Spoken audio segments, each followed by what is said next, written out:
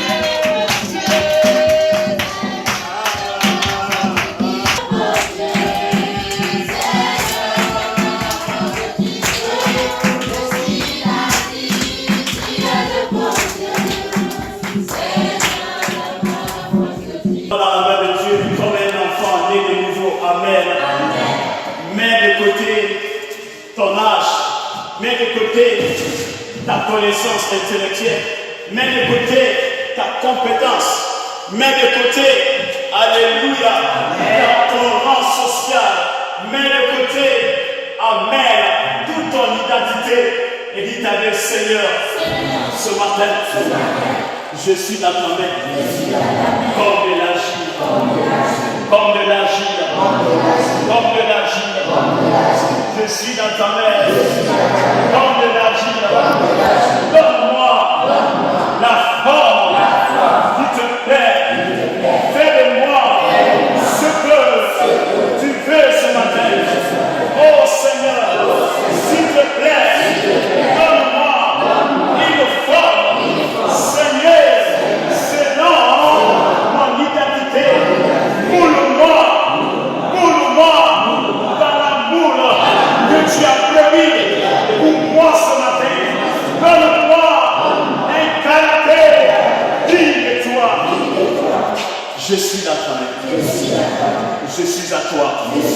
Ce matin, je ne veux pas quitter ce lieu tel que je suis venu. S'il te plaît, aujourd'hui, c'est mon jour. Aujourd'hui, c'est mon jour. Aujourd'hui, c'est mon jour. Aujourd'hui, c'est mon jour. Seigneur, j'ai besoin de toi. J'ai besoin de ta force. J'ai besoin de ta puissance. J'ai besoin de ton miracle. J'ai besoin de ta touche. Seigneur, tu vas changer ma vie, ma condition, et tu vas faire de moi excellent, excellent, excellent, excellent, excellent dans tous les domaines. Je crois, oh Dieu, que tu m'as créé pour un but spécial. J'ose croire que Seigneur, mon existence sur cette terre n'est pas une erreur. J'ose croire que ma venue dans cette maison n'est pas une erreur. J'ose croire que ma présence dans ce pays n'est pas une erreur. J'ose croire que ma vie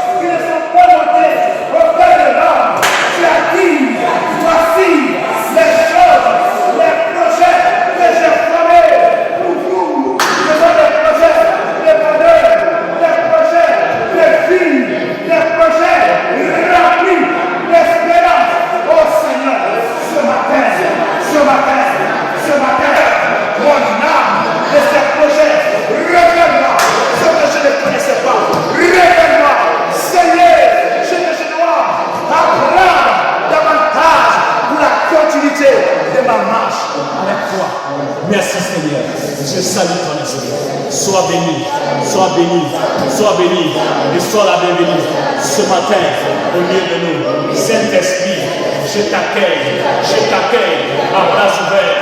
Je t'accueille ce matin, oh Seigneur, comme cette terre qui a soifé de l'eau, cette terre déserte. Seigneur, ma vie est comme cela devant ta face.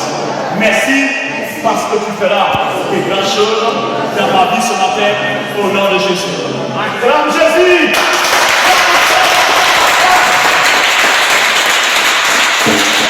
Sans commentaire, amen, à quelque chose de spécial encore pour la vie de quelqu'un.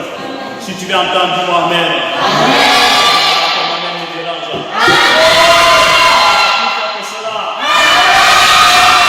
Si tu veux entendre, dis-moi amen.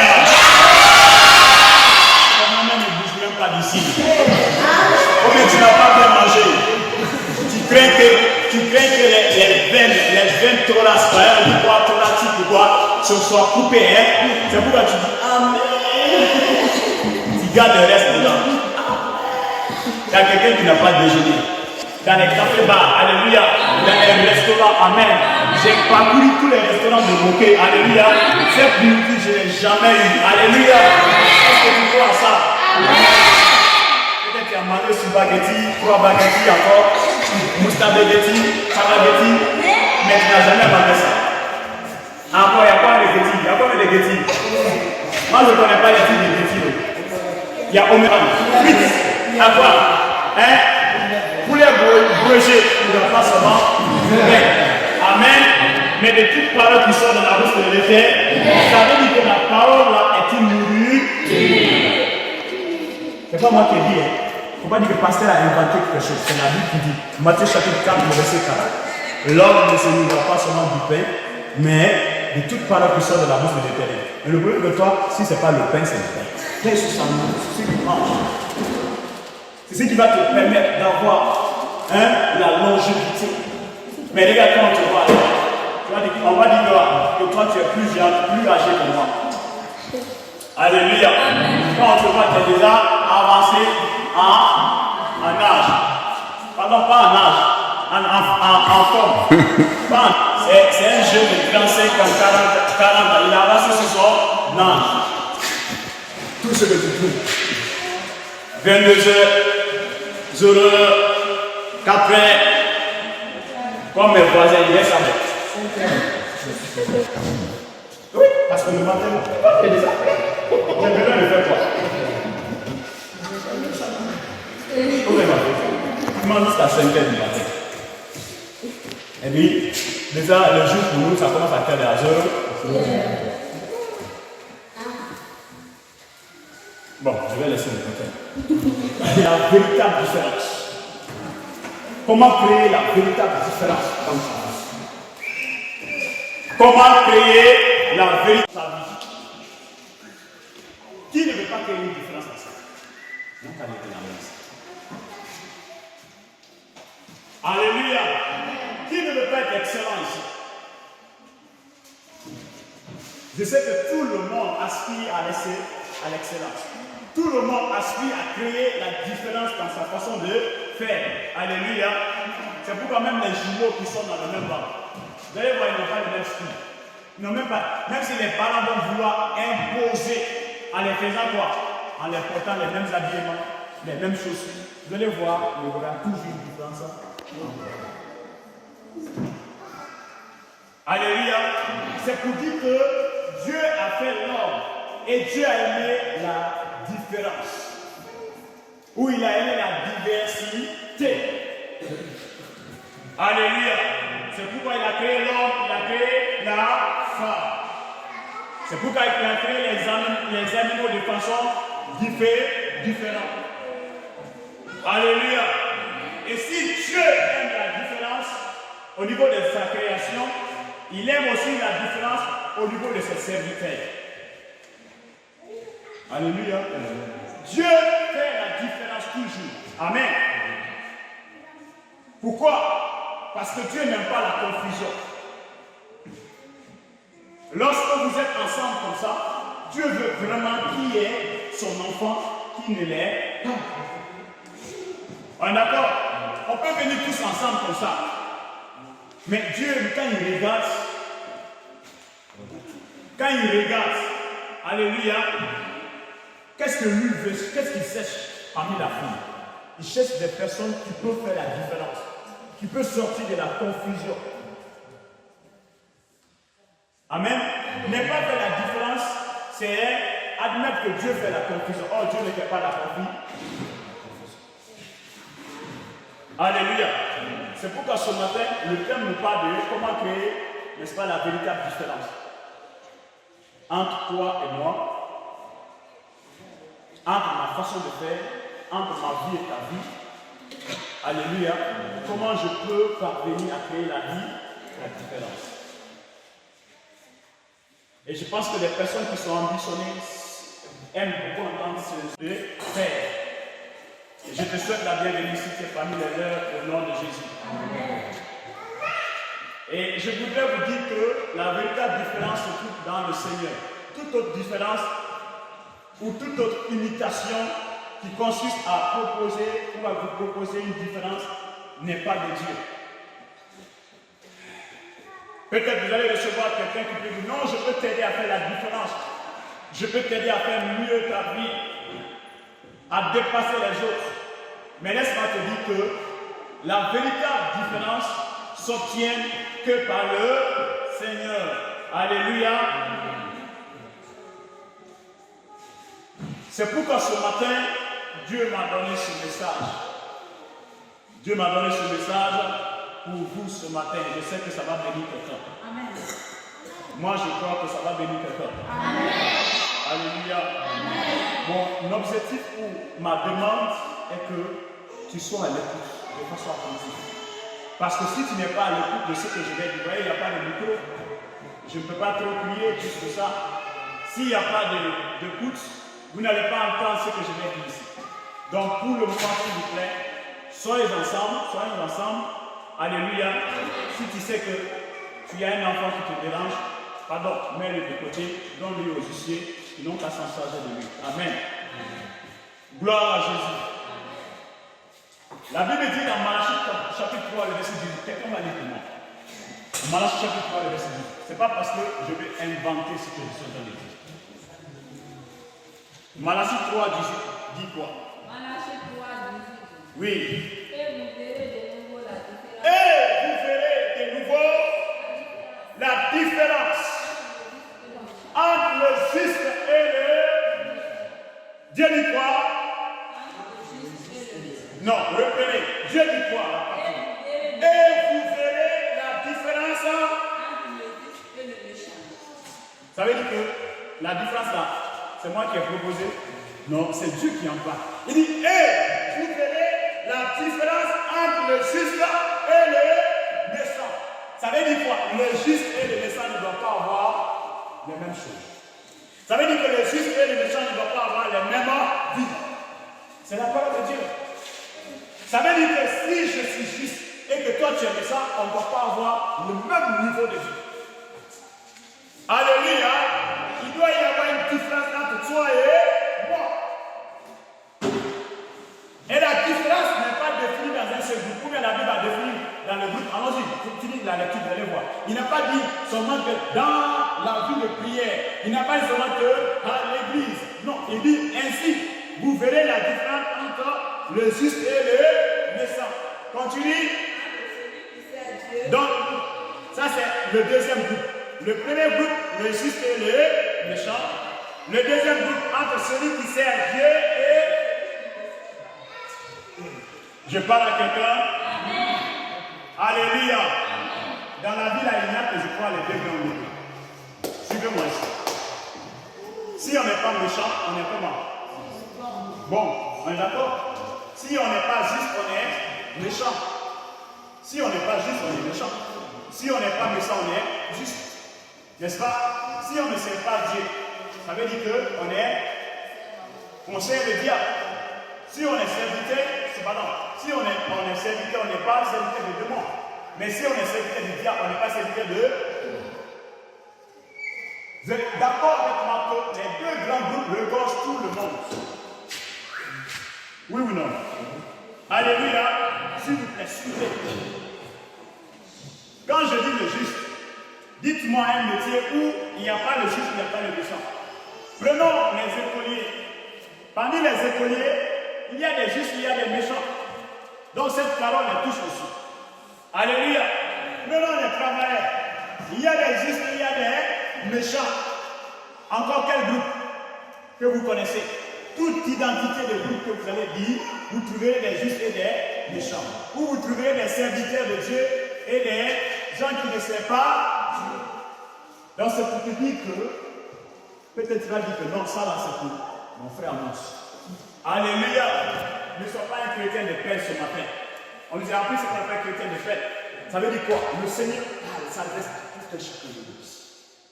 Si tu n'es pas un serviteur de Dieu, alléluia, quelque part, tu es dans un autre domaine, dans un autre métier, où tu dois être soit juste ou soit bon. Alors Dieu te dit, il doit y avoir une différence entre le juste et le bien, et le méchant, et entre le serviteur et le non-serviteur. Alléluia. Vous êtes avec moi, vous me suivez? Vous me suivez? Gloire à Dieu. Si vous me suivez. Alléluia. Donc, quand nous prenons cela, et que nous faisons aussi une comparaison dans les écritures bibliques, nous allons comprendre que ce que la Bible a dit, c'est la vérité. Lorsque vous voyez la vie de Jacob et Ésaü, pour ceux qui lisent la Bible, qui connaissent un peu la Bible, la Bible dit quoi? Que Jacob et Ésaü étaient des comment? Des frères, non? Alléluia, en un mot des jumeaux, n'est-ce pas? Mais Dieu a préféré Jacob plus que Ésaü. Et il y avait une différence. Alléluia. C'est Jacob aujourd'hui est venu d'Israël. Vous me suivez? C'est Ésaü est venu de, n'est-ce pas, des pays des Moab, ainsi de suite. Philistine, l'aventure, le voisin d'Israël. Et regardez aujourd'hui, regardez Israël. Vous allez constater que Israël est béni. Il y a une différence entre Israël aujourd'hui et toutes les autres nations qui l'entourent. Pourquoi? Parce que Dieu a dit. Vous me suivez? Parce que Dieu a dit, il y aura une différence entre celui qui me sert et celui qui ne me. Israël a servi Dieu, oui ou non? Et regardez, quelle est la nation qui est égale à Israël aujourd'hui? Dites-moi. Vous voyez, les États-Unis sont puissants, mais ils n'ont pas Israël. Si c'était un autre pays qui faisait la guerre à ceux de Gaza, ça trouverait longtemps qu'ils ont essayé de l'arrêter. Mais ils ont peur. Parce que la force d'Israël ne se trouve pas dans ce qu'il a, dans le matériel. La force d'Israël se trouve dans le Seigneur. Alléluia. Je ne sais pas si vous êtes que vous comprenez. La force d'Israël ne se trouve pas sur les armements nucléaires. Non. La force d'Israël se trouve en Dieu, dans le Seigneur. C'est ce qui fait que quand une nation veut faire la guerre à Israël, à moins que Dieu n'existe pas. Mais s'il sait que Dieu existe, il a peur. C'est quoi? C'est la différence. C'est quoi? C'est la différence. Vous verrez la différence entre celui qui me sert et celui qui ne me sert pas. Entre le juste et le non juste. Est-ce que Dieu est en train de parler à quelqu'un ce matin? Ça fait que toutes les nations aujourd'hui voient mal Israël. Mais les États-Unis n'arrivent pas. C'est vrai qu'ils sont là, dans le coin, ils disent des choses, mais ils n'arrivent pas à prendre une décision pour Israël. Parce que la Bible dit à Israël, je bénirai celui qui te et je maudirai celui qui te maudit. Parce qu'ils ont servi. C'est une nation où les prophètes, les grands prophètes viennent de là-bas. Ils ont été au service de Dieu. Ça fait qu'aujourd'hui, quand vous allez en Israël, sinon Israël a été fondé en quelle année? La nation Israël a été fondée en quelle année? Il n'y a pas de Dieu. Quand je dis la nation, Israël existait, mais la nation, la République, ça n'a pas longtemps. Il y a beaucoup de nations qui existaient, qui ont existé avant Israël. Mais allez-y voir Israël aujourd'hui. Alléluia. Quand nous prenons la vie de Moïse et Pharaon, vous savez de préparer le cœur de personne. Avant de commencer mon message, je veux que vous me suivez. Vous allez m'excuser, je n'ai pas trop de voir ce matin, parce que je ne m'attendais pas à ça. Quand nous prenons Pharaon et Moïse, la Bible dit dans le livre de Genèse, alléluia, que dans le temps de Pharaon, il y avait l'obscurité. Dans le temps de Moïse, il y avait la lumière. Dieu a envoyé l'obscurité dans le temps de Pharaon. Quand Dieu frappait l'Égypte des 10 plaies, la Bible dit quoi? Dans cette maison égyptienne, alléluia, il y avait les morts des premiers-nés et même des animaux. Mais dans le temps israélite, aucun mort a été enregistré. C'était quoi? La diffée. Je parle à quelqu'un. C'était quoi? La diffée. Alléluia. C'est pourquoi nous allons lire un passage. Vous allez voir ce que, de quoi il s'agit ce matin. On va aller dans le livre de 1 Roi chapitre 18. Et une autre personne va prendre le livre de Actes chapitre 19, le verset 13 au verset 20. La première personne va prendre 1 Roi chapitre 18, il va lire le verset 21, il va sauter le verset 23 jusqu'au verset 39. Donc je vais des bons lecteurs, s'il vous plaît. Nous allons écouter ensemble. Donc vous allez permettre que tout soit au même moment afin que nous puissions lire.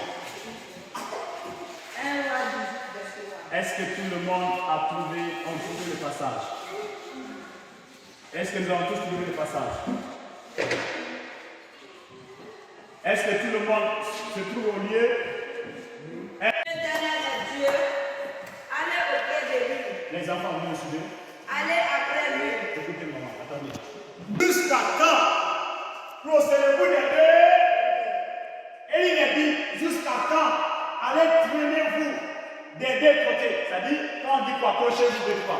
Je viens, je me pose par là, et puis je viens encore par là. Amen. Quand on dit quels sont ceux qui ont mangé, je lève ma main. Quels sont ceux qui n'ont pas mangé, je lève ma main. Donc, je suis dans les deux côtés. Hein? Alléluia. Quels sont ceux qui sont pour oui, je lève ma main. Non, je lève ma main. Donc, Élie dit, jusqu'à quand vous allez faire cela? Tu es là, tu es là. Tu es là, tu es là. Tu n'es pas déterminé à rester à un seul côté. Je bouge ici, tu bouges. Je viens de l'autre côté, tu viens de l'autre côté. Alléluia. Jusqu'à quand? Continue. Si c'est bas, Il dit si c'est bas. allez après lui. Et il dit si c'est bas. En un mot, on sait que bas c'est qui? C'est Satan, c'est le diable. Si c'est Satan, allez-y après lui. Ou si c'est l'Éternel, allez-y après l'Éternel. Oui. Le peuple ne répondit rien. Le peuple n'a rien dit. Ils sont restés bouche bée. Et Élie dit au peuple. Parce que, pourquoi ils ont resté bouche bée? Parce que le peuple là était dans ça. Vous savez, quand on te dit quelque chose et que tu fais la chose, hein, des fois tu restes bouche bée, oui ou non? Oui. On est en train de te dire ton comportement. Tu sais que vraiment tu fais ça. Des fois tu restes comme ça, bouche bée. Mais si tu ne fais pas, avant même que la personne te dise, non, moi je ne fais pas ça. On est d'accord, non? Mais si tu fais. Je n'ai pas dit des gros menteurs. Il y a des gros menteurs, ils ont des stratégies avant que tu le filmes, même si c'est eux qui ont fait. Non, c'est pas moi qui ai fait, c'est pas moi. Mais la personne qui n'a pas l'habitude de mentir, quand il ment en parlant, il sait que ce que tu dis c'est sa vie. Tu es en train de toucher sur sa vie, tu parles de sa vie et tu n'as jamais vu. Ils sont restés silencieux sans rien dire. Parce que ce que Moïse et Élie disaient les concernait. C'était un peuple qui clochait des deux côtés. Quand on dit, Paléens, ils sont là-bas. Quand on dit Alléluia, ils sont là-bas. Amen. Quand on dit baptême, ils sont là-bas. Alléluia. Les chrétiens qui sont avec les. Il faut les voir avec les boîtes de quoi? Comment on appelle ça? Whisky. Hein? Les boîtes de. Hein? Quoi? Guinness. Alléluia. Non, Jésus a dit de boire. Allez. Non, Jésus, tu es bon. Donc ils étaient un peu comme ça. Alléluia. Un peuple qui partait se prosterner devant les Baals. Un peuple qui partait encore se prosterner devant Dieu. Un peuple qui croyait aux idoles, qui était attaché au fétiche. Et un peuple encore qui croyait d'une part à Dieu. Alléluia. Et il dit, jusqu'à quand? Allez de l'autre côté et venez de l'autre côté. Jusqu'à quand? Il dit, si c'est Dieu que vous croyez en lui, restez ferme sur Dieu. Mais si c'est Baal, demeurez attaché à Baal. Pourquoi? Dieu n'aime pas la confusion. Dieu veut faire la différence, mais il ne voulait pas faire la différence. Alléluia. Amen. Dieu n'aime pas la confusion. Le verset 23, on va lire jusqu'à la fin. 23. Oui. Que nous donne 2 taureaux. Alors, je vais paraphraser l'histoire pour vous. Alors, Élie va lui dire, puisque vous croyez, si vous croyez en Baal, cette fois-ci je vais vous proposer quelque chose. Il va dire, donnez-nous 2 taureaux.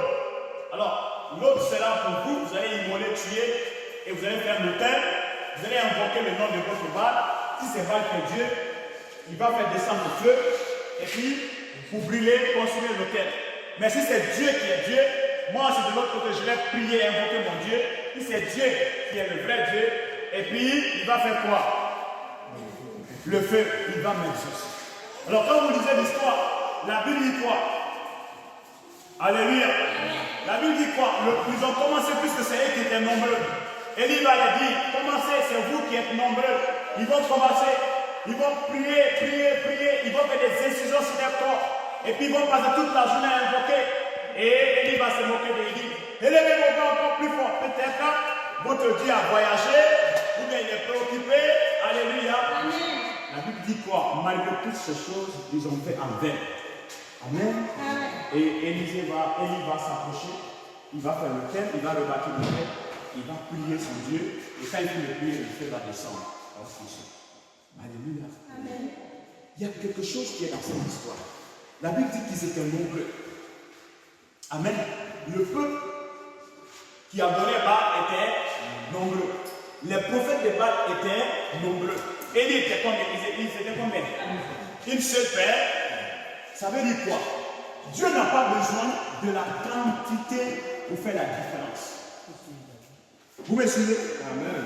Malgré que Élie était seul et que les prophètes de Baal étaient nombreux, mais Dieu a fait la différence. Nous sommes ensemble. Amen. Je ne veux pas relire l'histoire pour qu'on puisse avoir le temps, parce qu'il y a beaucoup de choses à dire. C'est pourquoi j'ai résumé. Chacun de vous peut lire. J'ai donné le passage. Chacun de vous peut lire à la maison pour comprendre davantage. Alléluia. Nous allons revenir sur ça petit à petit. Mais les points essentiels que nous allons étudier, c'est ce que je suis en train de faire sortir. Nous voyons que la Bible dit, Élie, par la bouche d'Élie, il va dire à ceci-là, vous êtes nombreux, commencez. Ils étaient nombreux plus que Élie, le groupe d'Élie. Élie était là seulement avec son serviteur. Amen. Amen. Mais malgré ça, Dieu a fait quoi? Dieu a fait la différence. C'est pour dire que Dieu n'a pas besoin de la quantité ou de l'effectif pour faire la différence. Même si dans une nation, il n'y a que 2 personnes, il n'y a que 3 personnes qui sont justes, Dieu va faire la différence de ces 2-3 personnes. Vous me suivez?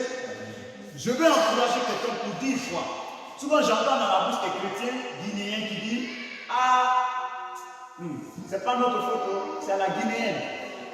Souvent les mots, j'entends ça, c'est à la guinéenne. Hein? Et c'est l'air africaine.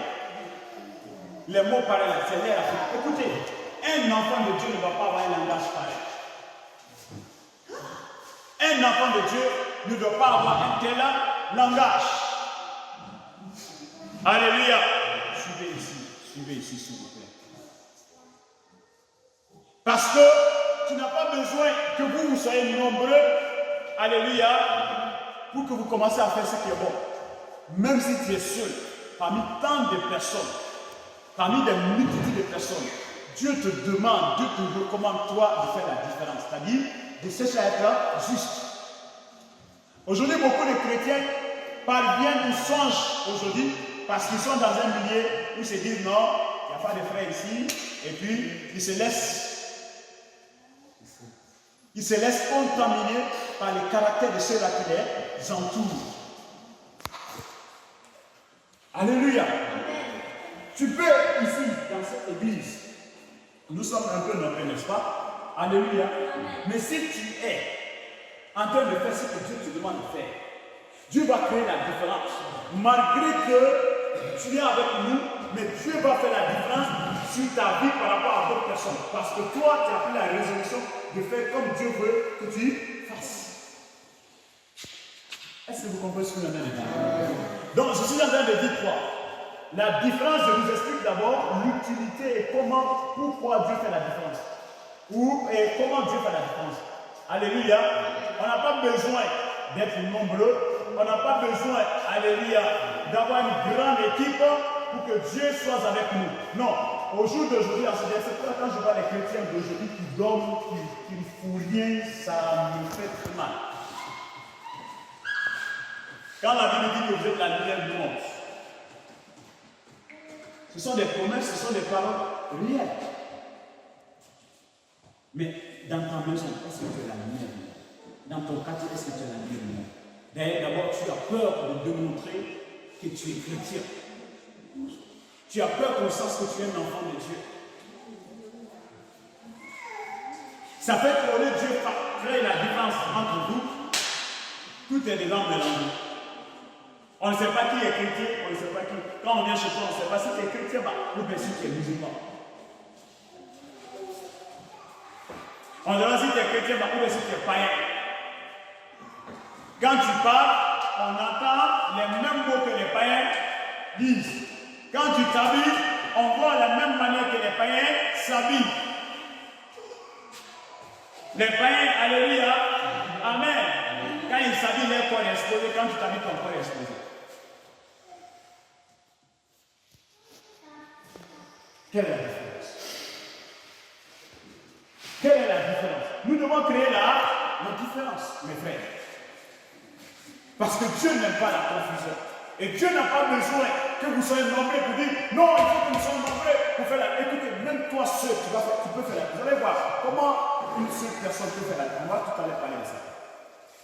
Dieu n'a pas besoin d'une grande chose, comment on appelle, équipe, un certain grand nombre pour dire quoi, il peut faire ce que non. La Bible dit, Dieu a choisi des personnes fortes aux yeux des morts et les a rendus sages. D'ailleurs, ce qu'on appelle le miracle, c'est quoi?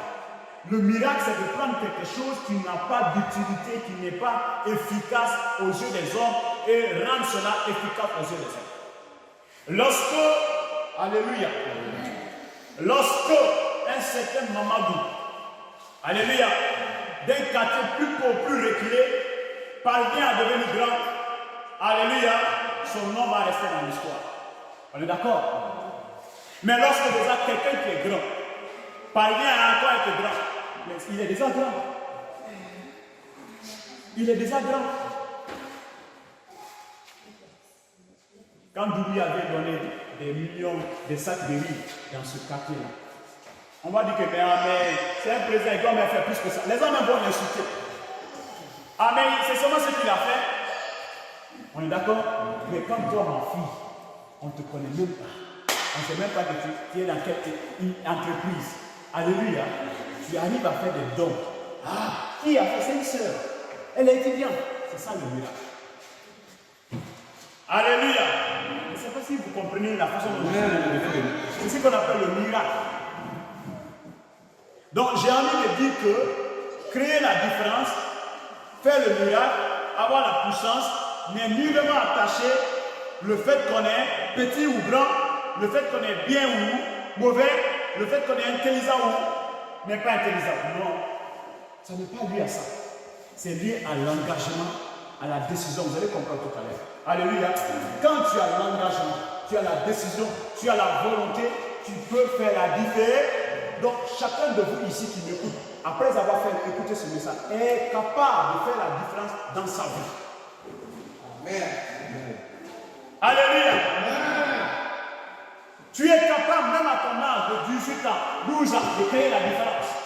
Jésus à l'âge de 12 ans, il était où? Dans le temple. Mais il faisait quoi? Il enseignait les docteurs. La Bible dit quoi? Et les gens étaient étonnés du fait que dans sa bouche, on entendait des merveilleuses choses de Dieu. Donc, la différence n'est pas créée pour dire non, mais comment je vais créer la différence? Je suis encore étudiant, je suis encore élève, je suis encore un enfant, je suis encore pauvre, je ne gagne même pas 10 000 par jour, je ne gagne même pas 1000 francs. Non. Donc, ce message concerne tous les stades, tous les niveaux, alléluia, tous les aspects, toutes les couches. Gloire à Jésus. Amen. Maintenant,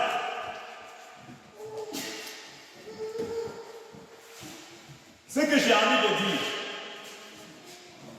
quand nous lisons très bien le livre de 1 Roi chapitre 18, il y a des grandes choses, des questions que nous devons nous poser. La grande question que nous devons nous poser, c'est quoi?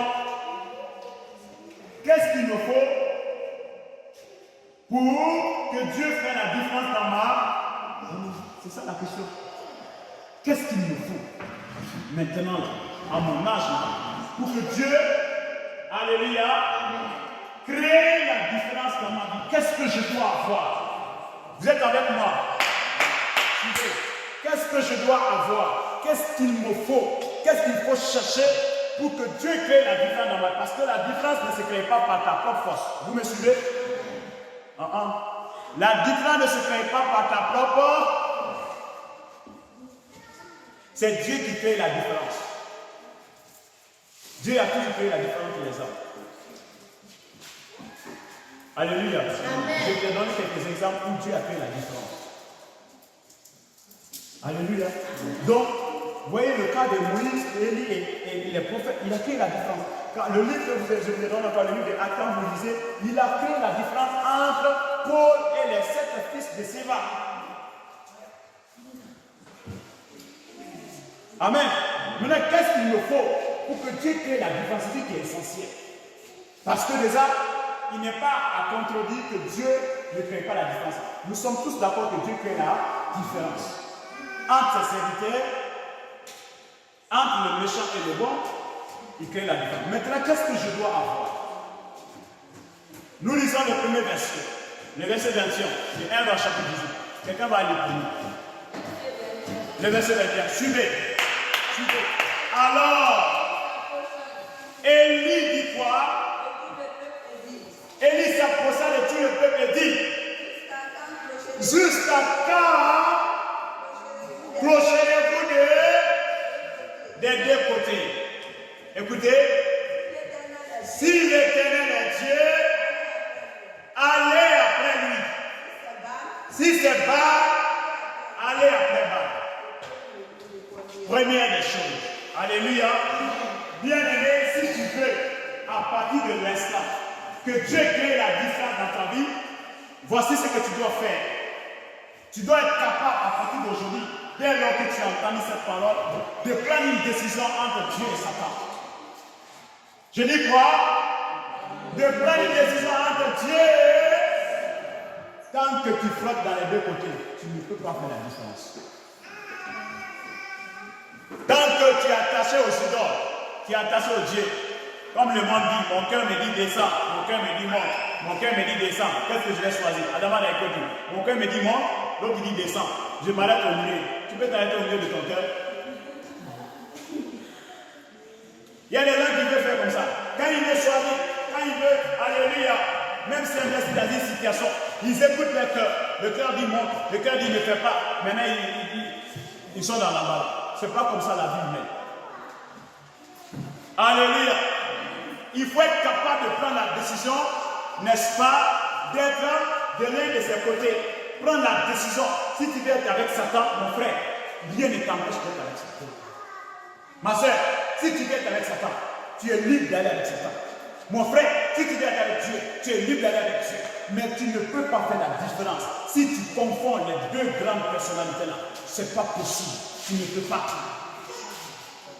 Aujourd'hui, le monde est axé sur ces deux puissances. Et la puissance de Dieu n'est pas comparable à celle de Satan. Alléluia. Mais lorsque tu n'es pas capable de sortir, de faire sortir sur ton corps, sur ton homme intérieur, dans ton homme intérieur, l'identité que tu es. On ne sait pas en te voyant, on ne sait pas que tu es chrétien ou tu es païen. Tu ne peux pas faire la différence. La Bible dit que la lumière et les ténèbres ne peuvent pas cohabiter ensemble. Mais toi, avec la lumière, vous cohabitez ensemble. Maintenant, quand la lumière et les ténèbres cohabitent ensemble, qu'est-ce qui se passe? C'est la confusion. Le jour où vous allez voir le soleil et la lune, le soleil est comment on appelle? Non, pas ça. Qu'est-ce qui donne l'obscurité? C'est la lune, hein? Voilà, le jour où vous allez voir le soleil et la lune ensemble, comment on appelle ça? L'éclipse. Est-ce que c'est normal? Est-ce qu'on voit ça tous les temps? Même les créatures nous enseignent. Mais nous, qui sommes censés être au-dessus de toutes ces choses, on est encore en bas. Je ne sais pas si quelqu'un me comprend ce matin. Mon frère, ma soeur, il ne faut pas te tromper. Tant que tu ne prends pas la décision d'appartenir à un groupe, tu ne peux pas faire la différence. Soit tu es chrétien, et que même quand tu rêves, et que même quand quelqu'un tape à ta porte, et que même quand tu voyages, et que même quand tu es mort, on dit ce frère-là, il était un enfant de ton vivant, de ton absence. Mais tu es chrétien quand tu es devant quelqu'un, quand tu n'es pas là. On dit, c'est quel chrétien ça? Je ne me rappelle pas, c'est qui qu'il était chrétien? C'est qui? Parce que tu ne déranges personne. Parce que tu ne fais absolument rien. Ta chrétienté est dans ton cœur. Tu caches ça. Alléluia. Amen. Ça fait que tu ne peux pas faire la différence. Alléluia. Donc la première des choses, c'est de faire quoi? Je dis quoi? De prendre une décision. Aujourd'hui, je dois décider d'appartenir à Dieu. Aujourd'hui, je dois décider d'appartenir à Satan. Donc si tu décides d'appartenir à Dieu, dès ce jour, tu dois arrêter de faire les pratiques du diable. Je dois arrêter de faire les pratiques de Satan.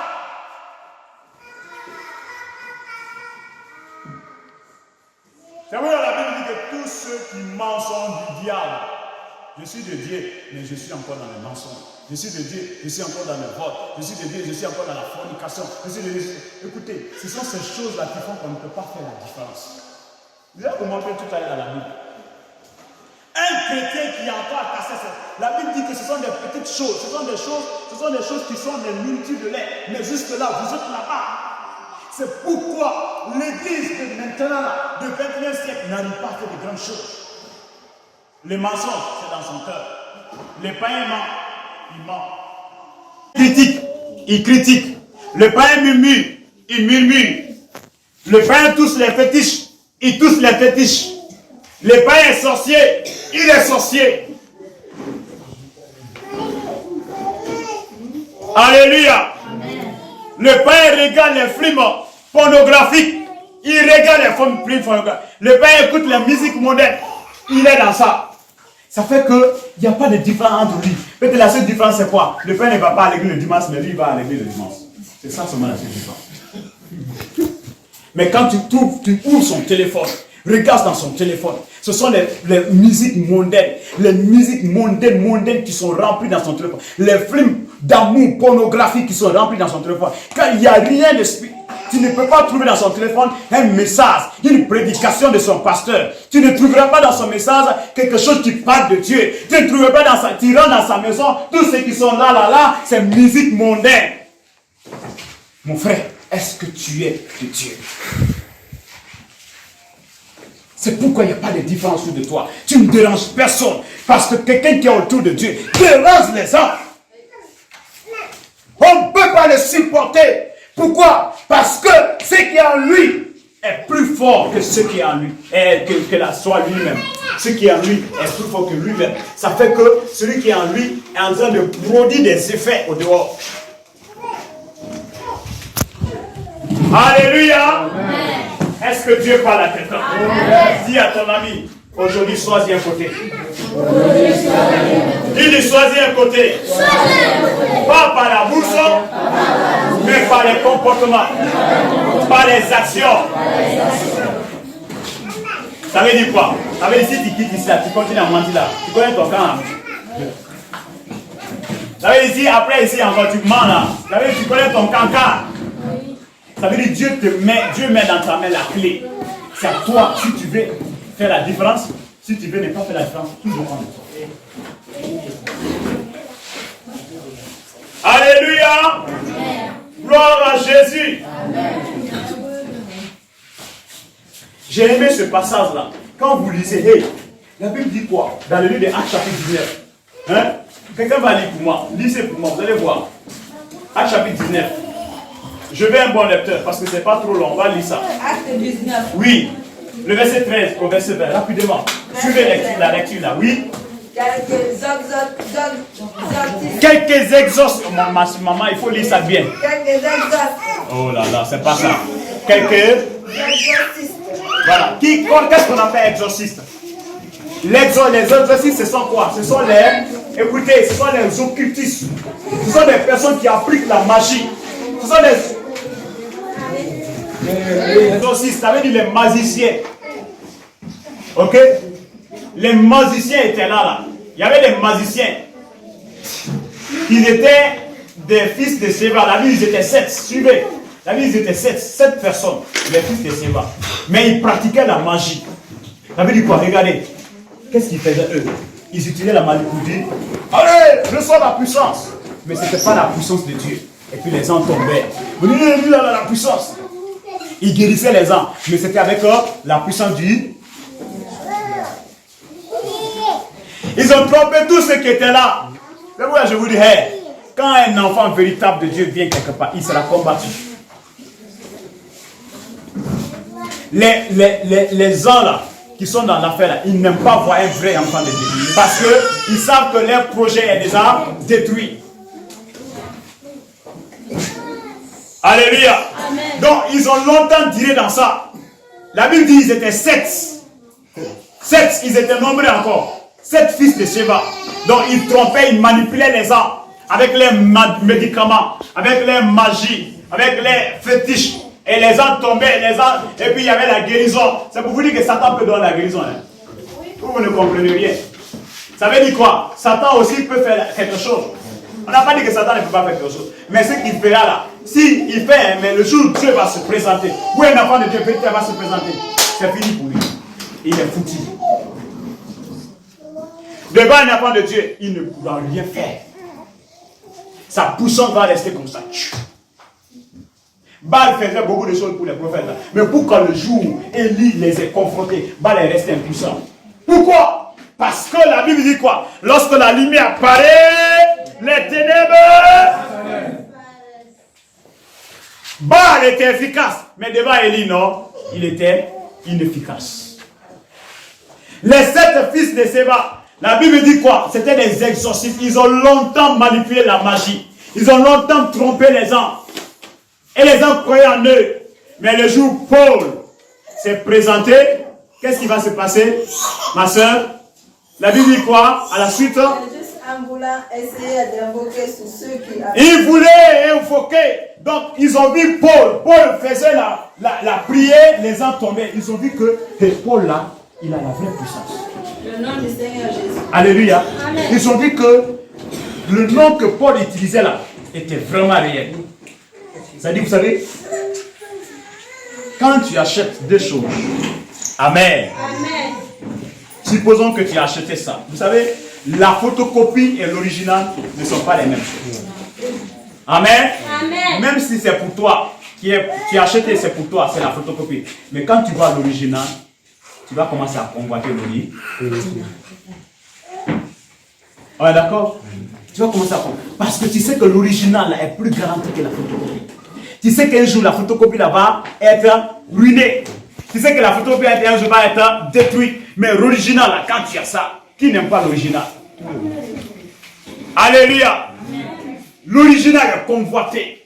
L'original est durable. Alors un jour, ils avaient une photocopie de magie. Satan est une photocopie de magie. Alléluia.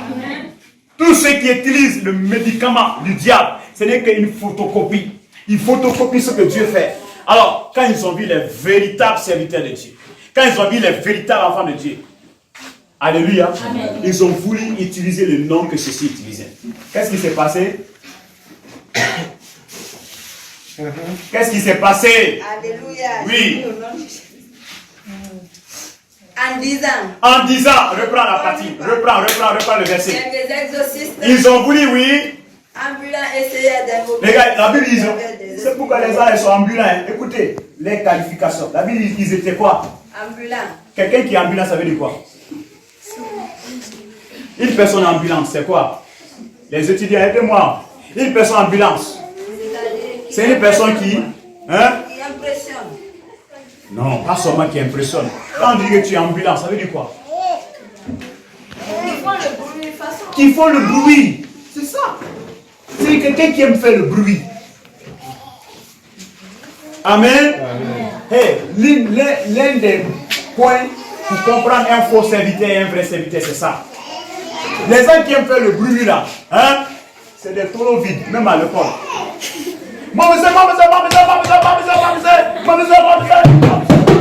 Pose-lui la question, il va s'arrêter là. Je suis rentré à l'école d'une de nos enseignants avant-hier. Quand elle pose son maquette, avant même qu'elle pose, les enfants même veulent rentrer les mains. Je dis, madame, avec ça tu comprends quelque chose? Je dis, pose la question à quelqu'un, mais elle pose des euros. Les enfants ne connaissent rien. Je dis, tu vois, je dis, hey, les gens qui font beaucoup de bruit là, je dis, les vrais intellectuels sont calmes. C'est des gens qui n'aiment même pas beaucoup de bruit.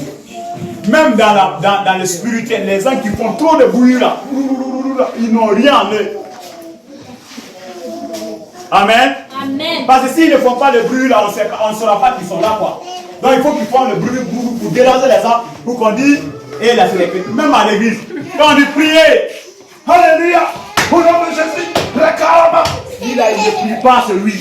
Parce qu'il ne fait pas ça, il ne tape pas le nez là, on ne saura pas que c'est quelqu'un qui prie. Ambulant. Amen. Ambulant. Ils aimaient faut faire des bruits pour attirer les gens, pour dire que ouais, c'est des magiciens. Alors un jour, ils ont essayé d'invoquer le nom de Jésus que Paul utilisait. Oui, qu'est-ce qui va se passer? Ma fille, je vais te retirer là-dessus. Il dit quoi? Je vous conduis par Jésus. Ah, ils sont malins, le diable est malin. Je vous conduis par Jésus. Que Paul prêche. Ah. Donc ils savent que ce n'est pas eux qui prêchent Jésus. Vous voyez, non? Le diable même est intelligent plus que toi. Il dit, je vous conduis par Jésus que Paul. Pourquoi ils n'ont pas prêché ce qu'ils prêchent? Pourquoi ils n'ont pas conjuré le nom de celui-là qui prêchait? Mais ils ont préféré conjurer par le nom de quelqu'un d'autre. Hein? Alléluia. Ce n'est pas utile. Mais qu'est-ce qui va se passer? Ceux qui faisaient cela étaient 7 fils de Séphar. Ils étaient 7 fils. Allons-y rapidement. L'un des principaux sacrificateurs. Oui. L'esprit malin leur répondit. Le diable dit, je connais Jésus. Et je sais qui est Paul. Ah, je connais Jésus et je sais qui est Paul. Oui. Mais vous, Qui êtes-vous? vous comprenez ça? Le diable dit, c'est pour te dire que le diable te connaît. Hey, quand tu crées la différence, le diable saura. Quand tu es dans la confusion, le diable sait. Quand tu es dans la véritable, le diable sait. Alléluia. Quand tu es dans les ténèbres, hey, mon frère, ne te mets pas dans l'apparence dans le groupe pour dire je viens à l'église du pasteur Jérémie, il y a la puissance de Dieu qui vient là-bas. Même s'il vient à l'église du pasteur Jérémie, mon frère, si tu es dans le faux, dans le noir, le diable sait que tu es là-bas. C'est pas de venir dans l'église d'un homme de Dieu où le Seigneur se manifeste qui fait que le diable ne te connaît pas. Vous me suivez? Amen. Donc, le diable dit, l'esprit malin, c'est le diable. Le diable qui était dans les ans, dans les vies. Je connais Paul, je connais Jésus. Mais vous, c'était quoi la suite? Qui êtes-vous? Qui êtes-vous? Qui êtes-vous? Pose-toi la question, qui suis-je? Pose-toi toi-même la question, qui suis-je réellement? Avant que Satan ne te demande, toi-même pose-toi la question. C'est mieux de trouver la réponse à soi-même avant que le diable... Parce que si le diable te pose la question, ça se trouve que déjà vous n'avez pas plus loin. Les gens ne me suivent pas ici. Amen. Alléluia. Amen. Je dis, c'est mieux que toi-même, tu te poses la question et que tu commences à trouver la solution, la réponse à ta question, que le diable te pose la question. Parce que si le diable te pose la question, regardez la Suisse. Suivez, lisez, ma fille, lis. Oui, continue, d'accord. Et l'homme dans lequel était l'esprit malin se lança sur eux. S'est rendu maître de tout. Ah, donc le diable là s'est rendu maître. C'est pour te dire quoi? Donc ça veut dire si tu n'es pas dans le vrai, Satan est maître de ta vie. Ça veut dire si tu n'es pas dans la véritable, alléluia, tu n'es pas parvenu à faire la différence. Satan te coiffe. Ça veut dire si tu es en train de faire la confusion, alléluia, mon frère, ne te trompe pas. Ce n'est pas Dieu qui te coiffe, c'est Satan qui te coiffe. La Bible dit que l'esprit malin s'est rendu maître de tout. Et qu'est-ce qu'il a fait? Et les maltraita de telle sorte qu'ils savent. Quand le diable est ton maître, il te maltraite. Est-ce que Dieu parle à quelqu'un? Amen. Quand Satan est ton maître, alléluia, mon frère, c'est toi on te botte. Ma soeur, c'est toi on bouscule. C'est toi on te gifle. Tu es devenu comme un ping-pong. Alléluia. Amen. Le matin, on te donne un coup par là. On te gifle, on te ballonne. Pourquoi? Parce que c'est Satan qui est ton maître. Tu n'as pas décidé de quitter le camp de Satan pour appartenir au camp de Dieu. Maintenant, tu es resté dans le camp de Satan, tu veux profiter des avantages, tu veux tricher même avec Dieu. Des tricheurs spirituels. Oui, ils refusent de changer. Alléluia. Même les animaux ne font pas ça. Quand l'animal, il y a un animal qu'on appelle quoi? Un insecte qu'on appelle la chenille. Lorsque la chenille veut prendre l'autre corps, alléluia, il ne reste pas dans l'ancien. Qu'est-ce qu'il fait? Il change pour devenir quoi? Papillon. C'est la chenille qui devient papillon, si vous ne savez pas ça. Le papillon que vous voyez là, hein, son premier corps c'est quoi? Mais je vais vous dire quelque chose. La chenille, quand tu vois, elle est bonne de vue ou elle est mauvaise de vue? Elle est mauvaise de vue, n'est-ce pas? Mais quand elle se transforme, quand elle meurt, quand elle change de forme, elle devient quoi? Le papillon, c'est une gloire. Lorsque tu vois le papillon, les gens admirent le papillon. Alléluia. Le Seigneur veut que tu sois comme un papillon. Le Seigneur veut que tu changes de forme, que tu changes de camp, que tu changes de nature. Mais ça demandera beaucoup d'efforts. Parce que quand vous regardez la chenille en train de se, comment on appelle ça, la transformation là, la métamorphose. Lorsque vous voyez, il est en train de se, ça va tirer son corps. Ça peut prendre des jours, ça peut prendre des moments. Mais quand il sort, même le serpent, vous allez voir, quand le serpent est vieux, il change de caracasse. Mais quand il sort nouvellement, il devient bruyant. Même les animaux ont compris ce secret-là, le principe. Ça veut dire quoi? La clé est dans ta main. Si tu veux à partir d'aujourd'hui qu'il y ait la différence dans ta vie entre toi et ceux-là qui sont autour de toi. Alléluia. Mon frère, tu as la clé. Le Seigneur vous appelle ici. C'est pour vous préparer. C'est pourquoi j'aime la présence de Dieu. Quand nous venons ensemble, Dieu nous équipe, il nous prépare. C'est pourquoi normalement, c'est dans les réunions comme ça, devait sortir des véritables initiatives pour impacter le monde. Mais aujourd'hui, les enfants de Dieu se réunissent pour devenir encore très médiocres. Et pourtant, lorsque les enfants de Dieu viennent ensemble, mon frère, lisez à l'époque, lorsque les enfants de Dieu venaient ensemble, à la sortie de leur réunion, à la sortie de leur rencontre, ils impactaient le monde. Mais nous aujourd'hui, quand on vient ensemble, quand on sort, quoi? Le contraire d'impact, comment on va dire ça? Ah, soyez avec moi. Le contraire d'impact. Détruire. Alors, ils influencent le monde de façon négative. Alléluia. Ils attristent le monde. Pourquoi? Au lieu que ce soit des réunions du Saint-Esprit, des réunions pour être avant de l'aider, c'est des réunions de critiques aujourd'hui. Tu as vu comment le pasteur a habillé? Tu as vu, non? Tu as vu sa saucisse est trouée. Ses paires de saucisses sont bancales. Regarde son pied. Son pied est comme ça. Au lieu de chercher à connaître, la Bible dit quoi? Le monde entier entend avec un désir ardent la manifestation des esprits. Quand je vois un enfant de Dieu qui n'est pas excellent, ça me brûle la cœur. Quand je vois un enfant de Dieu qui est assis sur ce don, qui ne voit pas combien de fois il est important, combien de fois il peut impacter son entourage, combien de fois il peut créer la différence, combien de fois il peut faire l'excellence. Alléluia. Amen. Je meurs. C'est-à-dire, c'est comme si on est en train de mettre le feu dans mon cœur. Ça me brûle à l'intérieur. Cependant, Dieu a déposé des talents. Il est mort à cause de nous. Il a accepté sa mort. Il a fait un échange, un transfert de vie. Alléluia. Il a pris, amen, le péché qui était sur nos vies et nous a donné une nouvelle vie. Mais nous, on meurt avec ça encore. Je prie que tu sois libéré de l'esprit de médiocrité. Que tu sois libéré de l'esprit de médiocrité au nom de Jésus. À partir de l'instant que l'esprit d'excellence s'attaque à ta vie au nom de Jésus.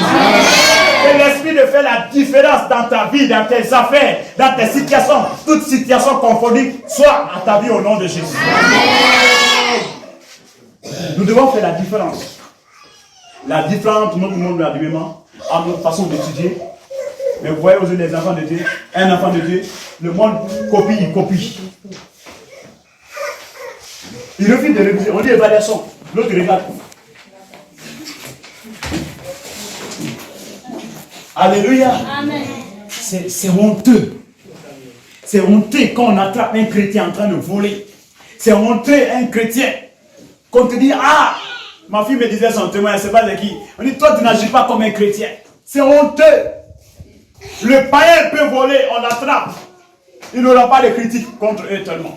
C'est toi qui dis que tu vas à l'église. Toi qui dis que tu es croyant. Le jour où on va t'attraper, tu dis que on sait que tu te dis croyant, mais tu ne l'es pas. Je vous ai dit, quand le diable veut te montrer qui tu es là, ça serait grave. Vous avez vu, non? Il a montré aux 7 fils de Séba qui ils étaient, n'est-ce pas? Il les a bottés. Maintenant, dites, pour me poser la question, comment le diable botte?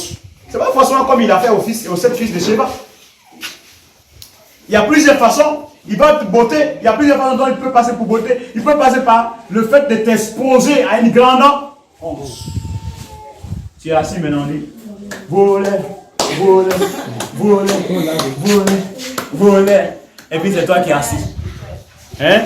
Et puis la sueur coule sur toi. Dès qu'on a mis l'eau sur toi. Hein?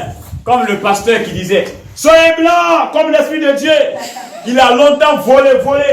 Alléluia. Un évêque, pardon. Alléluia. Il a une jeune fille dans son église. Il sortait avec cette jeune fille. Et chaque fois, c'est lui qui pressait la sanctification. Maintenant, qu'est-ce qui est arrivé? Un jour, il est passé. Il devait prêcher. Il a oublié. Il est passé sur la jeune fille. Bon, la jeune fille, il a laissé son caleçon là-bas. Son moussoir là-bas. Il a pris slip de sa copine. Amen. Et puis, il l'a mis dans sa poche. Et puis, il vient maintenant sur le pupitre. Alléluia. Il ne sait pas que c'est un slip de sa copine. Pour lui, c'est son moussoir blanc. Alléluia. Il dit, je vous ai dit non, soyez saints, soyez blancs, comme mon moussoir est blanc. Les responsables qui sont à côté, ils font comme ça. Il dit, je vous dis non, soyez blancs, comme mon moussoir est blanc. Une deuxième par exemple, il dit, quand il a fait, il a rigolé. Lui-même, il a eu honte. Déjà, c'est un message. On sait que déjà, il vivait dans... C'est comme ça le diable s'expose. Aujourd'hui, écoutez, la grâce, le sang de Jésus, versé sur la croix, nous préserve des jugements comme les gens étaient jugés avant. À l'époque, tu te dis que tu es un enfant de Dieu, tu vis dans le mensonge, c'est Dieu qui te frappait. Mais maintenant, là, depuis que Jésus est mort, le sang de Jésus intercède pour nous. Tu peux pécher, Dieu dit, son sang lié, pardon, il dit à son Père, il faut le pardonner. Alléluia. Mais, il faut avoir peur de ça. Il faut avoir peur le fait que la grâce est là. Parce que les enfants de Dieu ont dit, non, nous sommes sous la grâce, ce n'est rien, on peut pécher, on demande pardon à Dieu. Mon frère, il faut avoir peur de ça. La grâce, elle est dangereuse. Parce qu'au moins, c'est quand il y a la crainte, c'est quand il y a le miracle, les gens vont avoir peur. Alléluia. Mais si on ne sait même pas si Dieu est là, si Dieu n'est pas là, tout est seulement comme ça. Là, c'est catastrophe. Parce que quand le malheur va venir, ça serait général. Quand nous lisons le livre de 1 Roi chapitre 18 qu'on a lu, la Bible dit quand Élie a fini de prier, quand le feu est descendu, les gens qui étaient là tous ont eu peur. Ils ont dit que c'est Dieu qui est Dieu, ils sont prosternés pour adorer Dieu. Alléluia. Amen. Parce qu'ils ont vu avant de croire. Ils ont dit avant de... Mais la grâce voudrait que tu crois avant de voir. C'est pourquoi il faut faire attention. La grâce veut que tu crois avant de voir. Pendant qu'on te dit arrête, Jésus va revenir. Il faut croire. Pendant qu'on te dit mets de l'ordre dans ta vie, Jésus va revenir. Il faut croire. Parce que si tu ne crois pas, ça serait grave. Amen. Donc les fils de Séba ont été maltraités. La Bible dit que à cause de cela, tous ceux qui étaient là-bas, là, quand ils ont appris ça, ils ont eu peur. Ils craignaient le nom de Dieu et ils glorifiaient le nom de Dieu. C'est ce qu'on appelle la puissance. C'est quand la puissance est dans la vie de quelqu'un qui peut créer la différence. Parce que la puissance était dans la vie de Paul. La puissance était dans le nom de Jésus. C'est pourquoi le nom de Jésus a fait la différence. Jésus était là-bas? Est-ce que Jésus était là-bas? Non. Jésus n'était pas là-bas. Mais Satan a combattu pour Jésus. Satan a défendu. C'est pour dire que le nom de Jésus, vous qui utilisez le nom de Jésus là, en vain.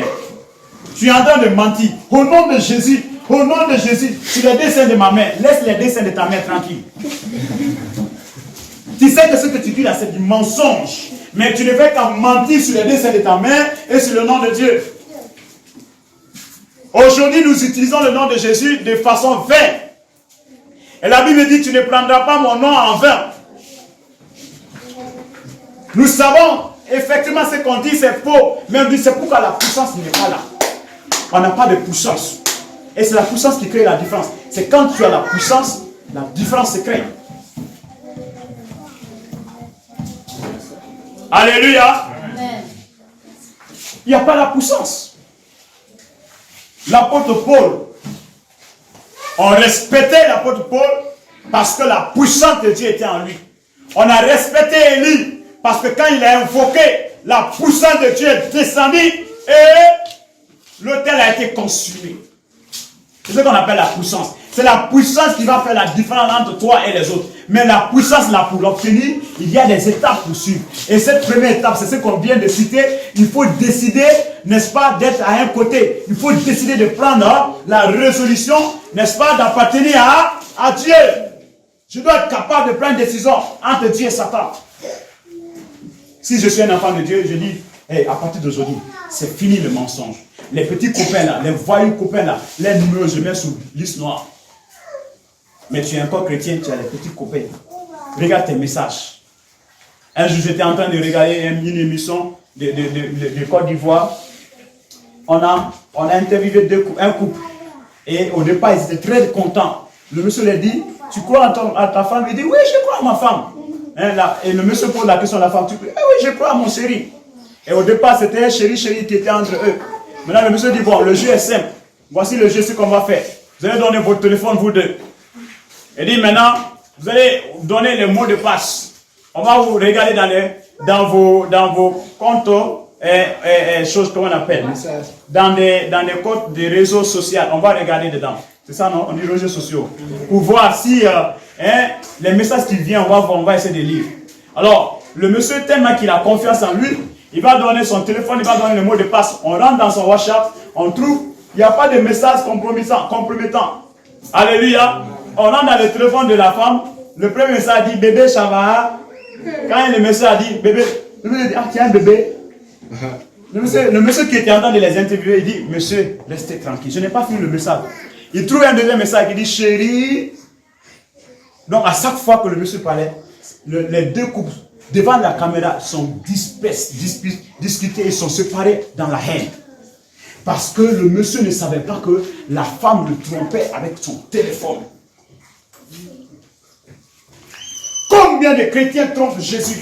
La Bible dit que Jésus est notre époux. Alléluia. Et nous sommes l'épouse de Christ. Combien de personnes trompent Christ par les téléphones? C'est pourquoi ton téléphone, tout est codé. WhatsApp, c'est codé. Telegram c'est codé. Facebook c'est codé. Messenger c'est codé. Tout est codé chez toi. Tout est codé. Peut-être la seule chose qui n'est pas codée, c'est Nestor. Oh là là. Tu as codé tout. Alléluia. Mais tu n'es pas capable de coder ton Nestor là. Entre les deux grandes montagnes. Amen.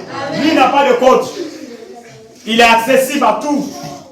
Mais il n'est pas codé. Mais pourtant, tout ton téléphone est codé. C'est grave. Ça fait qu'on n'a pas la force, la puissance de Dieu comment on appelle, nous évite. Parce que tout ce qui peut nous permettre, qui peut permettre à la présence de Dieu de rester, n'est plus là. Je veux que ce matin, quelqu'un sorte ici avec l'esprit d'excellence dans sa vie. Amen. Je veux que ce matin, quelqu'un sorte ici avec un esprit d'engagement dans sa vie. Amen. Je veux que ce matin, quelqu'un sorte ici avec un esprit, alléluia, de différent dans sa vie. Amen. Et sur ça, il faut être révolutionné. Il faut être bouillonnant dans le cœur. Il faut avoir une décision ferme pour dire, à partir de l'instant, je vais passer du côté de Dieu. J'ai longtemps fait la navette.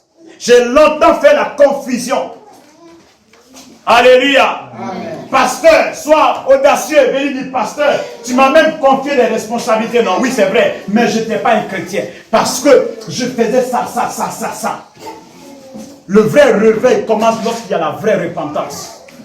Et quand il y a la vraie repentance, le Seigneur utilise les gens. Alléluia. Amen. Oh, est-ce que je parle à quelqu'un? Oh, amen. T'es bâti. On est juste sur le premier point. On ne peut pas aller loin. Amen.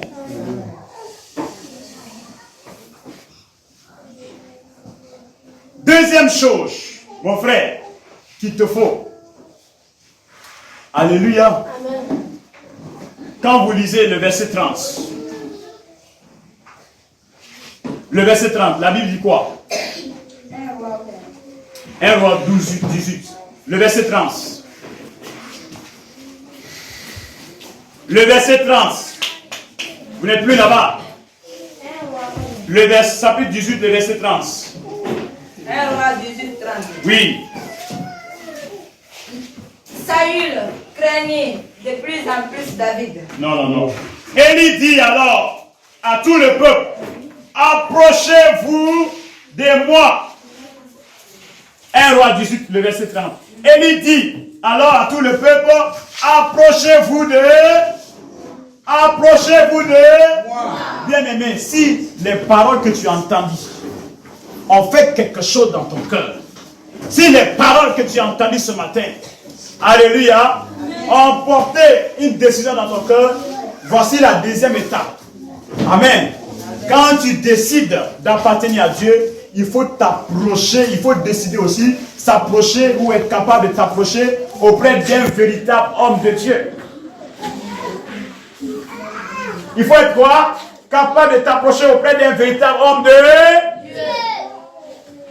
Parce que si tu n'es pas auprès de quelqu'un pour apprendre, même si que tu as pris l'engagement, vous me suivez?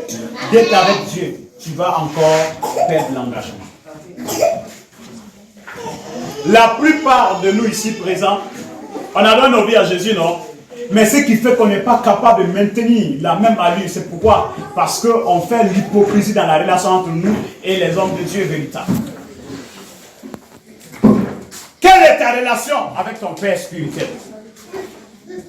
Quelle est ta relation avec ton Père spirituel? Quelle est ta relation? Quelle est ta relation? Regarde ta relation. Est-ce que tu es auprès de lui? Et lui dit quoi? Approchez-vous de moi. Approchez-vous de moi. Tu dois être capable de t'approcher de celui qui a la parole de Dieu dans sa bouche. De celui qui a la parole de Dieu dans son cœur. C'est ça. C'est lui qui va t'aider. C'est lui qui va t'imprégner. C'est lui qui va mettre les choses en toi. C'est lui qui va forger. C'est lui qui va encadrer. C'est lui qui va orienter la grâce de Dieu. Et que la lumière qui est en toi soit vivifiante. Alléluia. Amen. Alléluia. C'est pourquoi Si ta relation avec ton père spirituel est au niveau 0, hey, laisse-moi te dire, tu ne peux pas faire la différence. Vous n'allez jamais trouver dans la Bible un fils qui a dû faire la différence. Alléluia. Pendant quoi il a mis son pied sur la relation entre son père spirituel et lui. Dites-moi s'il y en a. Vous ne trouverez pas?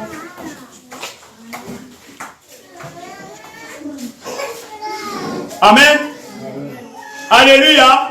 Vous ne trouverez pas. Quand Élisée, avec son serviteur Géasi, ont voulu le faire, pendant quand Géasi a voulu faire cela, la Bible dit il a chuté. La Bible dit quand Géasi a voulu, amen, manger, c'est-à-dire prendre la place de son maître, il s'est vu retourner la malédiction sur sa vie. La lèpre s'est attachée à lui. Au lieu d'être le successeur d'Élisée, il est devenu quoi? L'homme maudit. Parce qu'il n'a pas entretenu sa relation. Pendant qu'Élisée l'a dit, ne mange pas, ne pars pas prendre quelque chose avec eux. Mais il a continué pour aller mentir au nom d'Élisée. Combien de fois tu mens au nom de ton père spirituel? Et c'est le pasteur qui m'a envoyé, pourtant que ce n'est pas le pasteur qui t'a envoyé. Quelle est la relation que tu entretiens avec ton père spirituel? Celui qui t'enseigne la parole est ton père spirituel. Celui qui prie pour toi est ton père spirituel. Celui qui t'encourage est ton père spirituel. Celui qui se motive est ton père spirituel. Celui qui sèche, qui se soucie pour que tu grandis dans le Seigneur est ton père spirituel. Quelle est la relation que tu as avec ce père spirituel? Si ce n'est pas une relation de le maudire, une relation de le critiquer, une relation de le murmurer, de le sous-estimer, une relation de le piétiner, de le faire énerver. Alléluia. C'est pourquoi on ne fait pas la différence. Élisée a fait la différence parce qu'il y avait une bonne relation entre lui et son père. Il s'est approché vraiment de son père, qu'on appelait Élie. Il s'est attaché. La Bible dit c'est seule la mort qui s'est séparée, qui les a séparés. Et quand la mort les séparait, la Bible dit quoi? L'onction a été déversée sur la vie d'Élisée. Pendant que la mort les séparait, Dieu a donné à Élisée à la place de son maître l'onction. Alléluia. Amen. Toi quand même tu te déplaces seulement de Bokeh, c'est fini. Tu n'appelles même plus ton père spirituel. Tu te déplaces seulement de Bokeh, la couverture de jaune de Bokeh, c'est fini. C'est fini.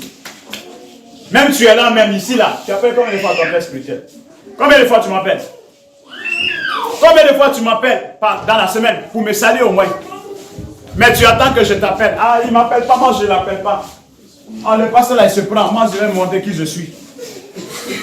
Tu fais concurrence avec ton papa. Viens. Hein? Le fils qui veut faire concurrence avec son papa, et s'il va aller loin. Aller loin. Alléluia. Amen. Troisième chose, le verset 30 toujours. Amen. La Bible dit, Élie dit alors à tout le peuple, approchez-vous de moi. Tout le peuple s'approcha de lui, et Élie rétablit l'autel de l'Éternel qui avait été renversé. Il a rétabli l'autel de l'Éternel qui avait été renversé. Mon frère, ma soeur, tu veux créer la différence à partir d'aujourd'hui. Pardon, s'il te plaît. Va rétablir l'autel de Dieu. Il faut être capable de rétablir les autels de Dieu ou un autel de Dieu. C'est quoi un autel de Dieu? La vie de consécration, la vie de prière, la vie de méditation, la vie de soumission, la vie d'obéissance, la vie de la droiture, la vie de justice. Ce sont des autels. Alléluia. Quand tu décides à partir de l'instant avoir une vie de prière, une vie de consécration, mon frère, tu es en train de rebâtir un autel. Et c'est dans ça que Dieu va te parler. C'est dans ça que Dieu va te donner l'onction. Combien de personnes ont détruit les autels dans leur vie? Avant tu priais, non? Au moins tu priais avant de te lever. Mais en l'air là tu ne pries plus. Ton autel est renversé. Ton autel est renversé. Avant tu gênais. Mais allez là, tu ne peux plus gêner. Ton autel est renversé. Avant tu méditais, mais tu ne médites plus. Ton autel est renversé. Tu dois être capable de rétablir ces autels. Avant tu disais la vérité, tu ne le dis plus. Ton autel est renversé. Nous devons être capables de rétablir les autels. dans ta maison. Hey, on me racontait le témoignage d'un homme de Dieu. Dans sa maison, il avait une chambre de prière. Amen. Amen. Il avait une chambre de prière. Chaque matin, quand il se lève, il est là-bas, dans sa chambre de prière. Il faut qu'il rencontre Dieu avant de sortir. Et quand il sort, non, c'est le témoignage. Il avait un hôtel d'enfants. Et même les satanistes, ils ont compris ça. Vous allez voir dans les maisons, ils ont toujours, on dit, chambre secrète. Vous n'avez pas remarqué ça? Moi, je connais les gros marabouts. Les maisons, ni sa femme, ni ses enfants ne rentrent là. Quand tu rentres là-bas, c'est ce que tu vas voir, c'est toi qui connais. Les vrais sataniques ont toujours des petites chambres dans les maisons où personne ne rentre. C'est eux qui rentrent. Et pourquoi? Parce que le diable leur demande de créer un hôtel dans les maisons où Satan va venir les rencontrer. Hey, Satan a photocopié ça, tout ça c'est Dieu. Dieu veut que dans ta maison tu aies un petit hôtel, une petite chambre. Ou quand je dis petit chambre, tu as un petit coin où tu te rencontres souvent avec le... Est-ce que tu en as? Amen. Est-ce que tu as un hôtel dans ta maison? Il n'y en a pas. Mais comment tu vas faire la différence? Pourtant la Bible dit quoi? Médite cette parole jour et nuit. N'est-ce pas? Josué 1:8. C'est pas ça? Oui. Que ce livre de la vie, que ce livre de la loi ne s'éloigne pas de ta bouche. Fais quoi? Médite-le jour et nuit. Afin que... Mets-les en pratique, n'est-ce pas? Afin que tu réussisses dans toutes tes entreprises. Mon frère et ma soeur, tu médites la parole de Dieu là, oui ou non? Tu ne médites pas. Combien de fois tu médites? Est-ce que tu fais comme la Bible a dit? Je vous ai dit, il y a des chrétiens, plein de chrétiens, quand ils se lèvent le matin, Seigneur Jésus, merci. Amen.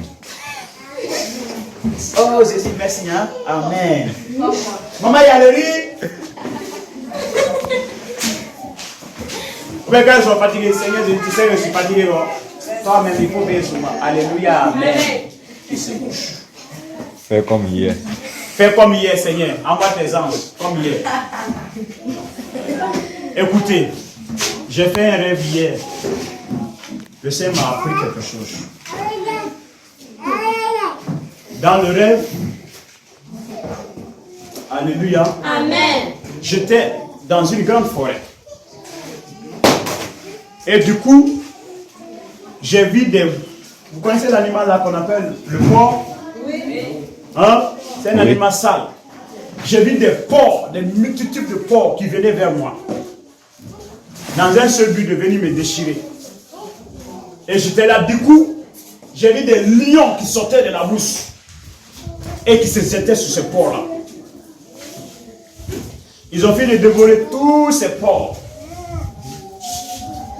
Et les lions, il y a un lion qui était auprès de moi qui me suivait. Je m'asseyais, il était derrière moi. Et qu'est-ce qui va se passer? On laisse la partie. Moi-même, j'avais peur du lion parce que j'étais étonné. On laisse la partie. Je vois un petit porc qui sort devant moi et qui venait vers moi. Et quand il venait vers moi, le lion est là, le lion regardait le porc. Le porc était déjà proche de moi, près de moi, je m'excuse. Et du coup, je l'ai pris par la bouche. Je l'ai suspendu comme ça. Et le lion regardait le porc dans ma main. Il n'a rien fait. En cours de route, j'ai trouvé une partie, c'était comme si c'était des boutiquiers qui étaient là, des personnes qui vendaient, qui étaient dans une boutique. J'ai demandé au secours. Il y a un qui est sorti, j'ai demandé l'épée du couteau. Il y a un qui est sorti avec le couteau. J'avais le porc en main et il est venu. Je lui ai demandé de m'aider à tuer le porc. Il a tué le porc en égorgeant le porc. Le porc est mort. Et le lion était là, il rôdait autour de moi, il tournait. Mais le lion a refusé de m'aider à tuer le porc. Vous me suivez très bien? Amen. Et soudainement, je me suis levé de la vision. Quand je me suis levé de la vision, et je suis assis en train de réfléchir. Voici ce que le Saint-Esprit va me dire. Le Seigneur me dit clairement, il dit cette vision, c'est pour t'apprendre quelque chose. Il dit ce sont les attaques. Les porcs qui viennent contre toi, ce sont des attaques. Il dit mais moi on m'appelle le lion de la tribu de Juda. Il dit lorsque les attaques sont plus, c'est-à-dire sont au-dessus de ta force, j'interviens. Et c'est pourquoi, puisqu'ils étaient nombreux, je les ai tous tués. Il dit, mais lorsque le défi qui est là, tu peux le faire. Il dit, je n'interviens pas.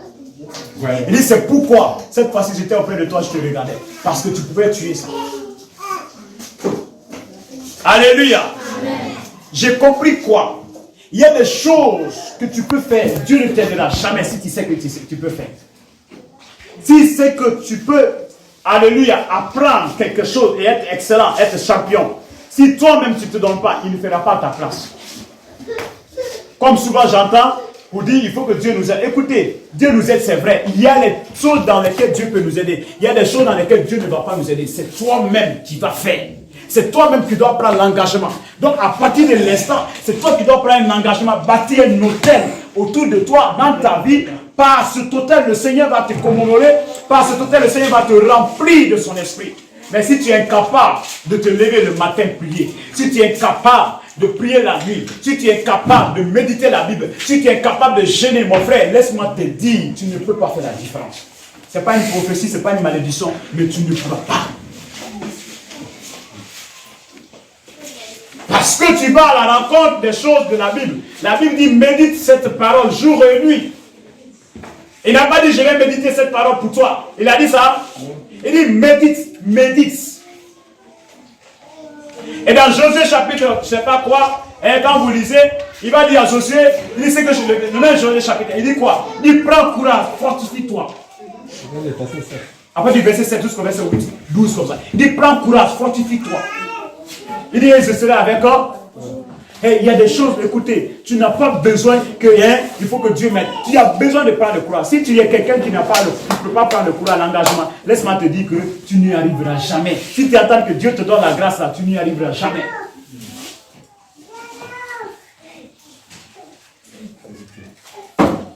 Donc quand j'ai compris cette interprétation de la vision, et la suite que je ne vous ai pas dit, pourquoi maintenant, moi je n'ai pas pu tuer le porc? Parce que moi, quand je fais un rêve, je pose des questions à Dieu. La plupart de vous, quand vous faites des visions, vous ne cherchez pas à méditer sur la vision. C'est ce qui fait que Dieu ne continue pas à vous parler. Quand tu rêves, il faut réfléchir, il faut poser la question, il faut chercher à comprendre ça c'est quoi, ça veut dire quoi. Je dis à Dieu, pourquoi moi je n'ai pas été capable de tuer le porc. Le Seigneur me dit quoi? Il me dit ceci. Il me dit la puissance. Il dit, il y a certaines choses, tu peux le faire toi-même. Il y a certaines choses, il dit, tu as besoin que d'autres personnes s'associent à toi pour que tu sois fort. Il dit, c'est pourquoi il a fallu que tu invoques, tu demandes l'aide de quelqu'un pour venir, pendant que le porc déjà était dans ta main, mais pour venir t'aider à l'éliminer. Ça veut dire quoi? Vous qui n'aimez pas aller avec les armes. Il y a des personnes qui sont orgueilleuses.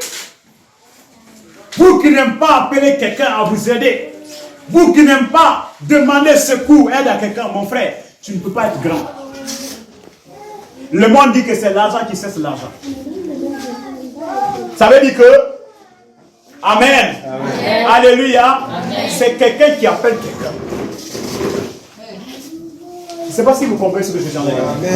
Le Seigneur veut vous équiper ce matin. Donc vous devez prendre toutes ces armes. Vous devez être capable de forger un hôtel, c'est vrai, mais l'hôtel se forge avec un engagement. L'hôtel se forge avec ce que Dieu a mis déjà en vous. Ne dites pas que vous ne pouvez pas y arriver. Tu n'as besoin que de prendre un engagement. Tu n'as besoin que de prendre une décision. Alléluia. Alléluia. Amen. Et si tu ne peux pas y arriver, tu n'as qu'à t'associer avec quelqu'un. Demande quelqu'un. Demande quelqu'un. Amen. Amen. Demande de l'aide à quelqu'un. Jésus a fait les mêmes choses. Jésus dans le jardin d'Éden, pardon, dans le désert, il a vaincu Satan lui seul. Alléluia. Mais après le désert, il s'est associé avec les apôtres. C'était pour le faciliter de faire mieux. Ça veut dire que dans la vie chrétienne, tu ne peux pas aller seul. Tu ne peux pas aller seul. Il y a des moments où tu as besoin des hommes. Il y a des moments où tu as besoin d'être seul. Il y a des moments où tu as besoin des hommes. C'est comme ça la vie. Mais toi, tu n'as pas besoin de quelqu'un. C'est pourquoi l'excellence ne vient pas dans ta vie. Alléluia. Tu connais tout. Tout connais. Non, je connais ça. On commence à, je connais ça. Monsieur, je connais ça. L'élève qui dit tout à son professeur, je connais tout, on ne le montre pas tout. On est d'accord? Quand tu commences à l'expliquer, tu dis, je connais ça. Je connais ça. Je connais ça. Je connais ça. C'est pourquoi on va se limiter ici. Parce qu'on va prier. On va prier pour que l'esprit d'excellence s'attache à vous. Pour que l'esprit de différence s'attache à vous. Alléluia. Le Seigneur veut qu'après ce message, que tu sois capable de créer la différence dans ton lieu de service, dans ta vie matrimoniale, dans ton foyer, alléluia, ou encore dans ton lieu de service, que la différence se crée. Quand tu rentres, on dit, attends, cette soeur-là a une grâce particulière. Quand elle est là, les clients viennent beaucoup, alléluia, mais le jour où elle sombre là, on reçoit peu d'argent. Amen. Amen. Quand tu quittes l'entreprise, on dit, attends, il y a quelque chose qui ne fonctionne plus bien. Quand le frère Zach était là, l'entreprise allait de l'avant. Mais depuis qu'il a quitté, tout est déjà foutu. Est-ce que tu es prêt pour ça? Est-ce que tu es prêt pour que ta présence crée la différence? Est-ce que tu es prêt qu'à partir d'aujourd'hui, que ta présence crée la différence? Tiens-toi debout et acclame le Seigneur. Tiens-toi debout.